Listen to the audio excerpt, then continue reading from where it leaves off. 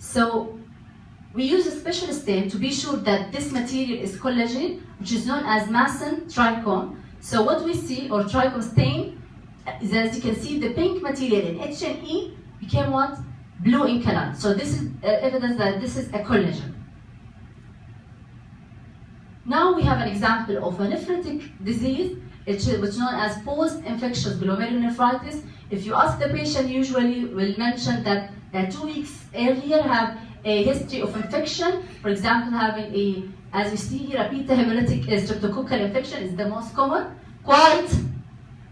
and lead to kidney lesion. Patients usually present with extensive hematuria. So what do you see within the kidney biopsy? We have a proliferation, as you can see, of different type of cell. Why is it proliferation? Because the lumen is completely obstructed. You cannot see the capillary lumen clear or patent. So in a higher power, what we see, different type of cell. Here we have neutrophil. We have, as long as the lumen is not patent, that means we have most likely endothelial proliferation that obstructing the lumen. Okay? So the second step, we use the immunofluorescence. So in immunofluorescence, we have a positive IgG, for example. We'll have a typical, even we have linear or granular in immunofluorescence. In case of post-infectious, it's granular.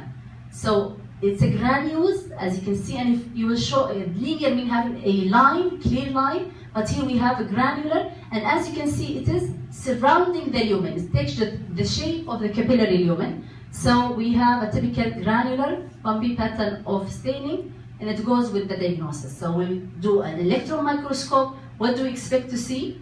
As you can see, the lumen is obstructed, not patent. This is the basement membrane, and here we have a subepithelial deposition. Okay, so this is very characteristic for a post-infectious. Now we're back to the nephrotic type of syndrome. We have a membranous. As I mentioned, we have most common in children, you will think about minimal. In case of adult, you will think about membranous. So as you can see, the lumen are patent, so we don't have here obstruction or proliferation of endothelial cell, but we have here thickening of basement membrane, very clear basement membrane. So we call it a membranous glomerulonephritis. And you, as you expect, we have a proteinuria. And this is a characteristic also finding, which you will see by using a silver stain. We use it to highlight the basement membrane. So it forms a spike. So you will see extension. This is the normal, and in between we have extension of this black color. So it's stained in black color, but you can see there is an extension in between. Why we have this? So if you see it under the electron microscope, this is the basement membrane, and we have a deposition of this darker immunocomplex within the basement membrane. So if we stain the silver, it will stain the normal basement membrane in between the deposit. So it will appear black and having this extension, we call it spike. So in immunofluorescence, what do we expect to see? Also a granular deposition of IgG along the basement membrane. So it's almost highlighting, surrounding the capillary lumen. Now we'll talk about another type. We have what we call crescentic glomerulonephritis, or known also as rapidly progressive glomerulonephritis. What do we see here? If you remember the previous one, usually this area is patent. But here there is a proliferation of epithelial cell. That means we have a lesion here, so lead to proliferation as a response for these epithelial cells, and it's compressing the glomerulus.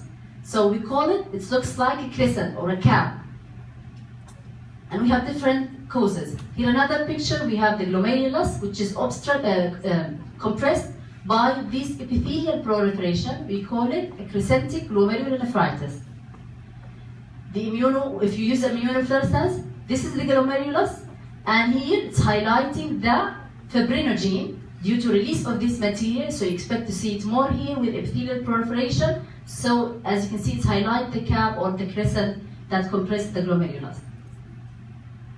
So if you compare this immunofluorescence with the previous that we have seen, the previous one were granular, but here we have the linear. It's like a line that's surrounding the capillary lumen. So we call it a linear deposition.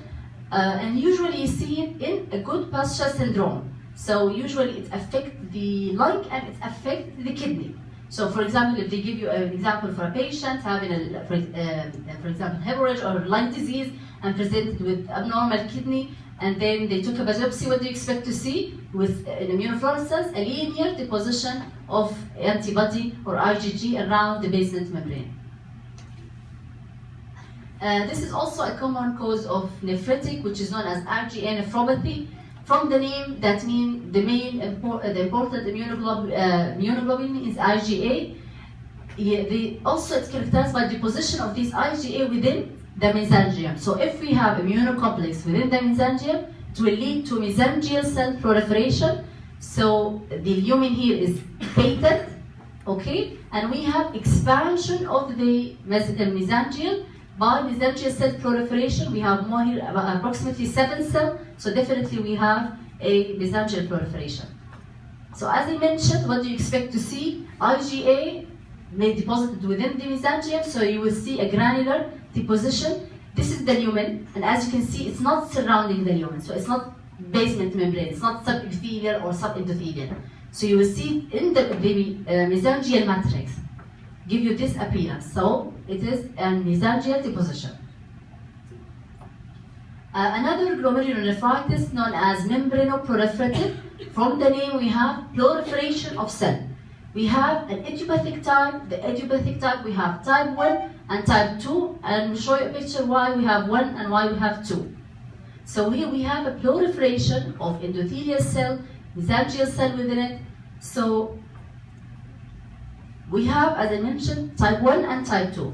In a type 1, the complex within the basement membrane, the mesangial cell will try to reach this immunocomplex by extension to reach the immunocomplex within the basement membrane. That would lead to splitting of the basement membrane. So you will see it, and if you use a silver stain for the basement membrane, you will see what we call double contour.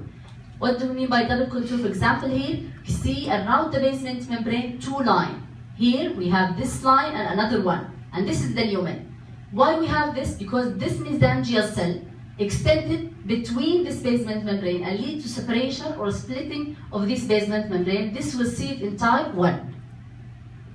So here under the electron microscope, we have, this is the lumen, this is the basement membrane, and here we have the mesangial cell extending, destructing this normal one, lead to splitting of basement membrane. So if we use a silver stain, it will highlight this area and this area, so you will see it as a double contour or tram-like. In case of type 2, you will see a dense deposition. As you can see here, this is the lumen. Here, this is the endothelial cell, and this is the basement membrane. And we have here dense deposition, as you can see it here, within the basement membrane. And here another example, this is the basement membrane, and here we have this deposition within the basement membrane.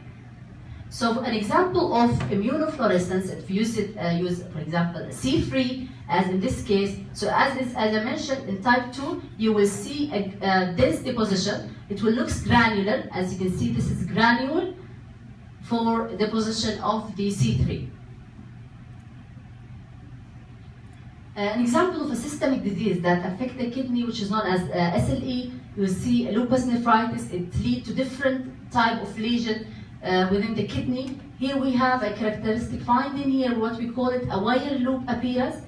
If you remember the normal, it looks like a line, the basement membrane, but here it's very thickened, as you can see it here, due to some immunocomplex deposition within the basement membrane. And usually it's full house in case of SLE. All the immuno are positive within if you use the immunofluorescence.